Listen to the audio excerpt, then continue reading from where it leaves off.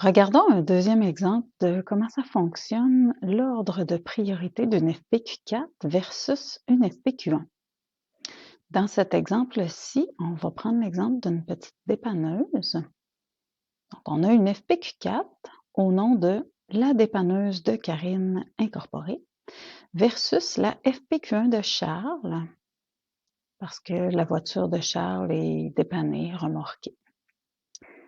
Les contrats, on a une FPQ4 avec un chapitre A à 2 millions qui comporte une protection en B1 pour un montant de 50 000 avec une franchise de 500 du chapitre C pour un montant de 100 000 avec un C2 avec une franchise par véhicule à 1 000 et un C3 avec une franchise par véhicule aussi, mais avec une franchise de 700 Pour ce qui est de la FPQ1 de Charles, pour sa Ford Focus, il a un chapitre A avec 1 million, du B2 à 250 de franchise et du B3 avec 100 de franchise. Charles confie sa Focus à Karine pour un remorquage ou un dépannage. En fin de journée, Karine fonce dans un bâtiment avec la dépanneuse et la Focus. Dans l'ordre de priorité, il y a vraiment une priorité qui est à la FPQ4 de payer le bâtiment.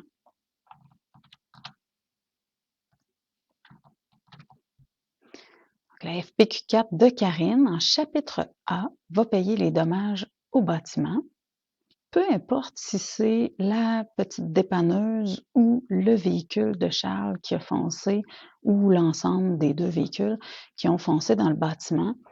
L'histoire va être la même, c'est le chapitre A de la FPQ4 de Karine qui va payer.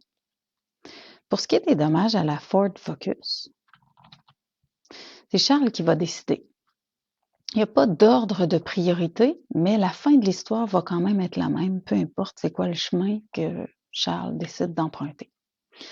Donc, sa première option peut être de réclamer directement en chapitre C2 de la FPQ4. Donc, à ce moment-là, il fait une poursuite contre Karine et sa FPQ4 et il se fait rembourser les dommages directement pour son véhicule.